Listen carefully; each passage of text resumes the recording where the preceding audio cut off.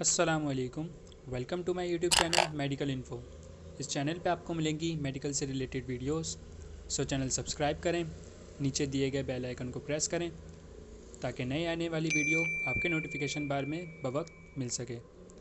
सो ज़्यादा बोर नहीं करते, चलते हैं अपनी वीडियो की जाने। जैसा कि आप सब जानते हैं कि हमने वाइटल साइन का टॉपिक स्टार्ट किया है, जिसमें से हम टेम्परेचर और पल्स इन दो टॉपिक को कवर कर चुके हैं। तो आज बारी है रेस्पिरेशन की।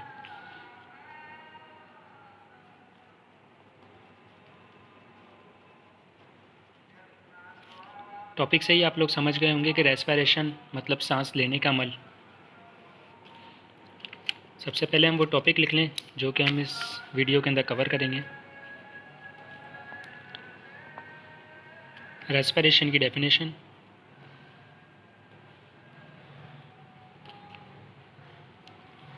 इसकी नॉर्मल रेंज, कि न्यूबॉर्न और एडल्ट के अंदर रेस्पिरेशन कितनी होती है।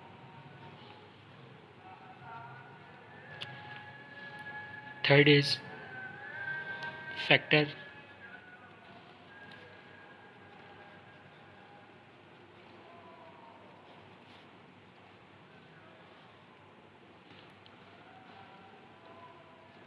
कौन कौन से वो फैक्टर्स हैं जो कि हमारी रेस्पिरेशन रेट को डिस्टर्ब कर सकते हैं। फोर्थ इज़ रूल्स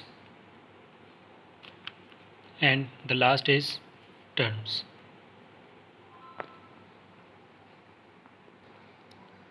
तो सबसे पहले हमें बात करनी है डेफिनेशन की कि रेस्पिरेशन की डेफिनेशन होती क्या है। तो हम वो डेफिनेशन सबसे पहले लिख लेते हैं। रेस्पिरेशन की डेफिनेशन है inspiration and expiration is called respiration। हम इस डेफिनेशन को समझ लें। Inspiration and expiration is called respiration. इसका मतलब क्या है? इंस्पायरेशन का मतलब होता है इनहेलिंग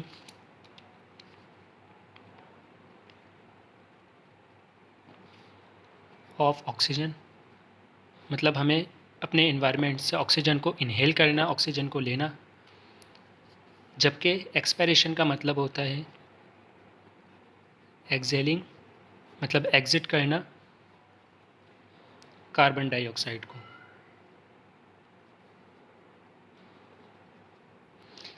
सो छोटी सी इसकी डेफिनेशन है, कोई इतनी टिपिकल चीज़ नहीं है। इंस्पायरेशन और एक्सपायरेशन इज कॉल्ड रेस्पिरेशन, मतलब ऑक्सीजन को इनटेक करना और कार्बन डाइऑक्साइड को एक्सहेल करना, ये प्रोसीजर कहलाता है हमारा रेस्पिरेशन का। अब सेकंड हम बात करते हैं इसकी नॉर्मल रेंज कितनी।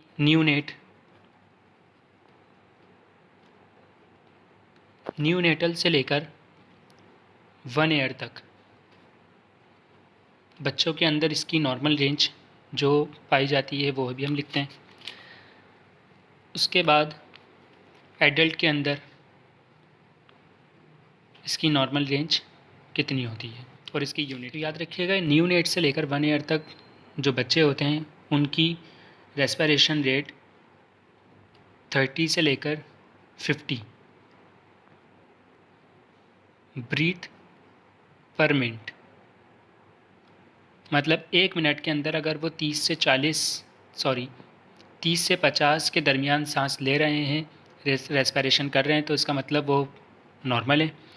एडल्ट के अंदर इसकी नॉर्मल रेंज पाई जाती है ऑलमोस्ट 60 से 20 के दरमियान। ब्रीथ पर मिनट इसकी यूनिट है कि 1 मिनट के अंदर कितनी सांस ली।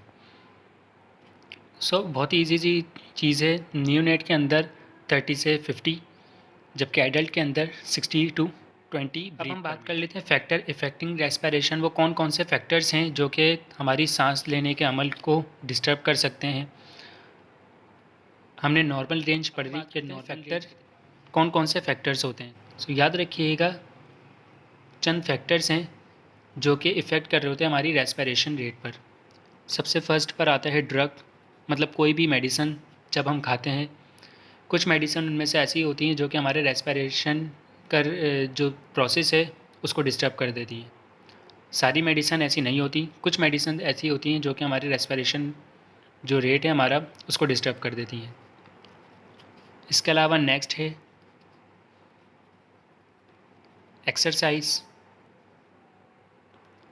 एक्सरसाइज के अलावा है हमारे पास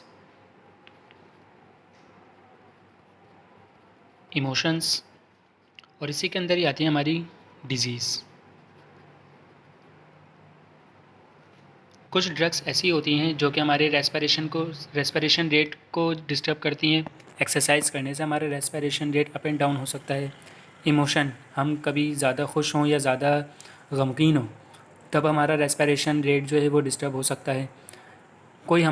हमें कोई बीमारी हो, डिजीज़ हो, उसके नतीजे में हमारा रेस्पिरेशन रेट डिस्टर्ब हो सकता है। अब हमारे रह गए हैं रूल्स हम पहले वीडियो की तरह सिर्फ सुन लेते हैं।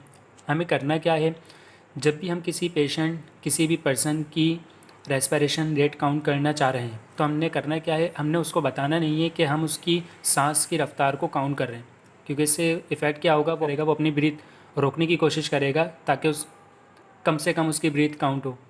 इसलिए हमने किसी भी पेशेंट या किसी भी पर्सन को बताना नहीं होता कि हम उसकी रेस्पिरेशन रेट काउंट कर रहे हैं। हमने नॉर्मली काउंट करना होता है बग़ैर पेशेंट या किसी पर्सन को बताए। इसके अलावा हमने पूरे 1 मिनट तक रेस्पिरेशन काउंट करनी है कि 1 मिनट के अंदर अगर हम किसी एडल्ट का रेस्पिरेशन रेट काउंट कर रहे हैं तो हमने 16 to 20 के दरमियान अगर रेंज मिल जाइए। तो अगर हम किसी बच्चे के अंदर हम रेस्पिरेशन काउंट कर रहे हैं, उनकी रेंज अगर उनमें रेंज के मुताबिक मिल रही है तो वेल एंड गुड। याद रखिएगा पूरे 1 मिनट तक हमें रेस्पिरेशन काउंट करनी है। इसके अलावा रेस्पिरेशन काउंट करने के अंदर आपने एहतियात क्या करनी है, रेस्पिरेशन काउंट आपने करनी है चेस्ट से। चेस्ट जैसे ही अप होगा और डाउन होगा वो आपकी कहलाएगी 1 ब्रीथ। याद रखिएगा जब भी चेस्ट एक बार अप हो और एक बार डाउन हो तो वो साइकिल कहलाती है 1 ब्रीथ, मतलब एक साइकिल 1 ब्रीथ आपकी कंप्लीट हो। उसके बाद हम बढ़ते हैं टर्म्स की तरफ। टर्म्स कौन कौन सी होती हैं हमारे पास,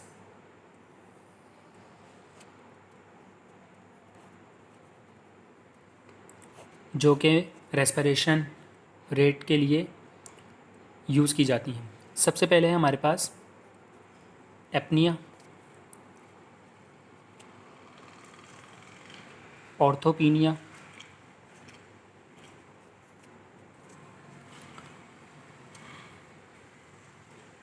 टैकीपीनिया,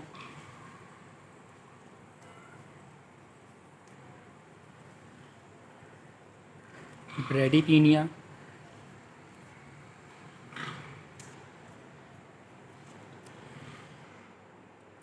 उसके बाद अब आती है हमारे पास डिस्पीनिया,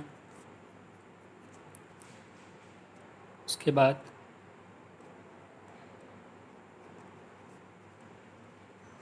विजिंग, लास्ट में हमारे पास आती है एस्पाइजिया।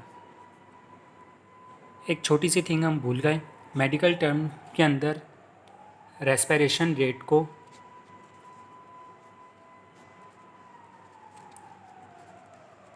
पीनिया के नाम से जाना जाता है।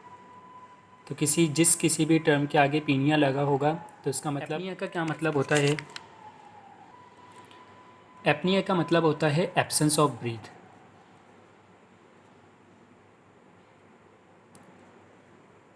एब्सेंस ऑफ ब्रीथ का क्या मतलब हुआ, एब्सेंस ऑफ ब्रीथ का मतलब ये है कि कुछ पेशेंट हमारे पास ऐसे होते हैं जो कि ब्रीथ एकदम होल्ड कर लेते हैं, अपनी सांस को एकदम रोक लेते हैं। उस कंडीशन को कहा जाता है एपनिया, कि ये पेशेंट जो है वो एपनिया में जा रहा है, अपनी ब्रीथ होल्ड का क्या मतलब है, आपकी सांस की रफ्तार इंक्रीज़ हो जाए,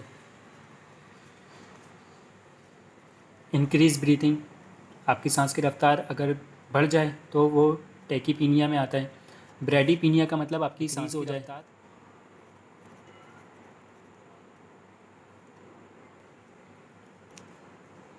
डिस्पीनिया के अंदर हमारे पास क्या होता है, डिफ़िकल्टी, हमें मुश्किल हो रही होती है सांस लेने में।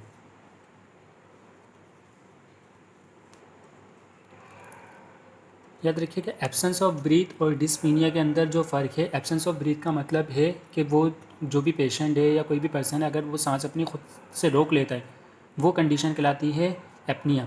जबकि डिस्फीनिया का मतलब होता है आपको सांस लेने में दुश्वारी हो रही हो। अगर हम डिस्फीनिया और ऑर्थोपीनिया को कंपेयर करें तो ऑर्थोपीनिया के अंदर हमें लाइन पोजीशन के अंदर सांस लेने में मसला होगा, जबकि डिस्फीनिया के अंदर हमें किसी भी कंडीशन में बैठ जाएं, चाहे वो बैठे हों, लेटे हों, एक करवट से लेटे हों, जिस कंडीशन में भी हों, हमें सांस लेने में मुश्किल हो, तो वो कंडीशन डिस्फीनिया कहलाएगी।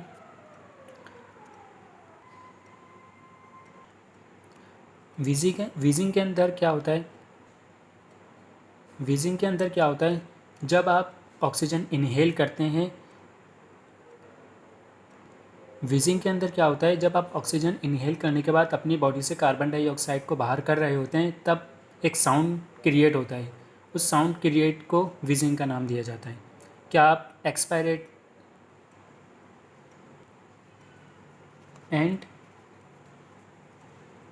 एक्सेस ऑफ कार्बन डाइऑक्साइड मतलब CO2, इसका मतलब क्या हुआ कि हमारी बॉडी के अंदर से अगर ऑक्सीजन की मिकदार कम होने लगे और कार्बन डाइऑक्साइड की मिकदार बढ़ने लगे, तो उस कंडीशन को हम एस्फाइजिया के नाम से जानते हैं।